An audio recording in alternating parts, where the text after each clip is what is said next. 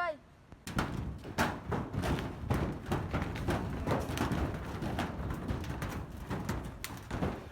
কেউ ভাই কি সিকিলে বলাইছেন আপনারে আল্লাহ বলাইছি ভাই সামনে তো কাম বেকিং করে দিছি ভাই আমার সার ডালাইছি 2 দিন বিদেশ আম ভাই ওনাতে কাটিয়া 2 মাস কাটিয়া বাইরে রাখছে ভাই এতে টিয়া গুন দেনা ভাই আই ঠিক চলেছে ভাই ইদের এত বোনাস দি ভেও দেনা ভাই আপনি অনেক অন অন ভাই অন হেতের আমনে বলো না হেতের লোক কত গেমে কি করতেছে ও